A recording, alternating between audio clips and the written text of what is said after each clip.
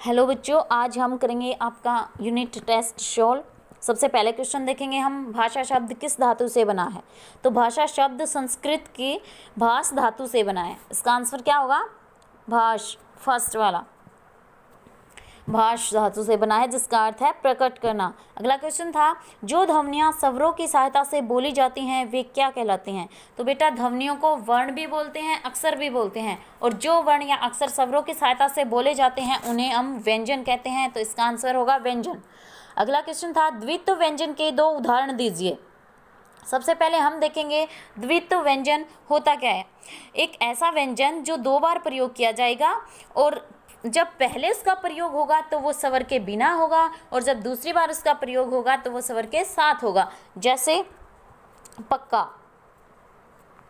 कच्चा, ये दोनों क्या हैं? देखो, इनमें दोनों में समान व्यंजन है, और पहले आधे हैं, यानी स्वर के बिना है और दूसरे स्वर के साथ हैं। तो अगला, उपभाषा के 2 उदाहरण दीजिए। सबसे पहले हम देखेंगे कि उपभाषा क्या होती है। बेटा बोली बोली का ही रूप होता है, लेकिन बोली का विकसित रूप उपभाषा कहलाता है। जब किसी बोली में साहित्य की रचना होने लग जाए तो वो बोली न रहकर उपभाषा बन जाती है। और उपभाषा के 2 उदाहरण देने थे हमें, तो इसमें होगा अवधि और ब्रज। और भाषा का ये छोटा रूप होता है, भाषा से इसका क्षेत्र छोटा होता है और बोली से इसका क्षेत्र बड़ा होता है। अगला क्वेश्चन है, 14 सितंबर 1949 को हिंदी को राजभाषा के रूप में मान्यता मिली, सही या गलत? ये सही है, क्योंकि 14 सितंबर 1949 को हिंदी को राजभाषा के रूप में भारतीय संविधान के द्वारा मान्यता मिली थी। इसको राष्ट्रभाषा के रूप में मान्यता नहीं मिली थी, सिर्फ इसको राष्ट्रभाषा के रूप में अपनाया गया था। आगे क्वेश्चन है की तरह से उच्चारण होने वाले वर्ण को लिखो।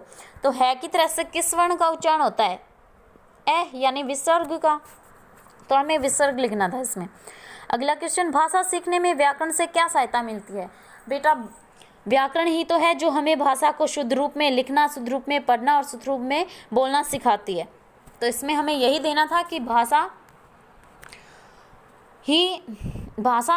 को शुद्ध रूप में लिखना, शुद्ध रूप में पढ़ना और शुद्ध रूप में बोलना व्याकरण के द्वारा ही सीखते हैं। अगला क्वेश्चन है, खाना अचार मुझे है, इसको शुद्ध कीजिए। बेटा ये वाक्य 2 प्रकार से गलत है। एक तो व्याकरणिक रूप से कि इसमें कर्ता पहले आएगा जो कि पीछे दे रखा है। दूसरा मात्रिक रूप से, इसमें जो मुझे है उसमें बड़े ऊ की मात्रा दे रखी है, जो कि गलत है। इसमें मुझे में छोटे ऊ की मात्रा आएगी, और दूसरा मुझे आगे आएगा, मुझे अचार खाना है, ऐसे आएगा ये। फिर अगला, हर्ष स्वर को बोलने में दीर्घ स्वर से 2 गुना समय लगता है। अगर परिभाषा सही है तो 2 उदाहरण दीजिए। देखो बेटा, ये परिभाषा एकदम से गलत है, क्योंकि ये परिभाषा है दीर्घ स्वर की, और दीर्घ स्वर में भी ये गलत विपरीत दे रखी है। इसमें आएगा दीर्घ स्वर को बोलने में हर्ष स्वर से 2 गुना समय लगता है, तब तो ये परिभाषा सही है। लेकिन अब इसने दिया है कि हर्ष स्वर को बोलने में, तो जो कि गलत है, क्योंकि हर्ष स्वर वो होता है जो सबसे कम समय में बोला जाता है, और दीर्घ स्वर वो होता है जो हर्ष स्वर से 2 गुना समय में बोला जाता है। अब ये परिभाषा गलत है, तो इसका आंसर होगा गलत। जब देश में कलह या एकता का अभाव दृष्टिगोचर होने लगे तो देश पतन के गर्त में चला जाता है। इसमें आपको बताना था कि कलह, एकता, दृष्टिगोचर शब्दों के अर्थ बताने थे। तो इसमें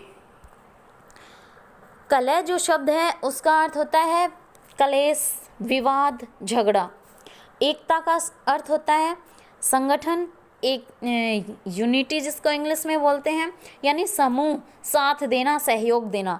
अगला है दृष्टिगोचर। दृष्टिगोचर का अर्थ होता है दिखाई देने लग जाए, प्रत्यक्ष रूप से जो हमें दिखने लग जाए। आगे फिर एक था गर्त। गर्त का मतलब होता है गहरा, गड्ढा। आगे है, भाषा में वर्णों का उच्चारण तथा लेखन सर्वमान्य होता है। कैसे? सर्वमान्य का अर्थ होता है सबके द्वारा माना जाने वाला, यानी सभी इसको एक ही प्रकार से लिखते हैं और एक ही प्रकार से बोलते हैं। क्यों? क्योंकि ये व्याकरण के द्वारा माना गया है। इसको व्याकरण के द्वारा, कुछ विद्वानों के द्वारा वर्णों के इस रूप को अपनाया गया है, और सभी व्यक्ति इसी रूप का प्रयोग करते हैं। जैसे वर्ण में ए आता है, ए को सभी ऐसे ही लिखते हैं। कोई दूसरा तरीका है क्या ए को लिखने का? सभी व्यक्ति इसको ऐसे ही लिखते हैं, तो ये सबके द्वारा माना हुआ होता है। अगला क्वेश्चन है हरियाणा में बोली जाने वाली भाषा बताओ। बेटा हरियाणा में हिंदी बोली जाती है भाषा के रूप में। आप सब ने हरियाणवी लिख रखा है जो कि गलत है। हरियाणवी एक बोली है जो छोटे से क्षेत्र में बोली जाती है और हरियाणा एक क्षेत्र है और भाषा बड़े क्षेत्र में बोली जाती है, जैसे पूरे भारत में भाषा बोली जाती है। तो इसमें आंसर आएगा भाषा। अगला देखो अब क्वेश्चन नंबर 13, ऐसे 3 वर्णों को लिखो जिनको स्वरों व व्यंजनों में नहीं गिना जाता। ऐसे 3 वर्ण हमें बताने थे जिनको स्वरों और व्यंजनों में नहीं गिना जाता। देखो सबसे पहले अंग, इसके बाद ए, इसके बाद चंद्र बिंदु। ये तीनों ही आगत वर्ण होते हैं जिनको न तो स्वर में गिना जाता है और न ही व्यंजन में। और गिना क्यों नहीं जाता?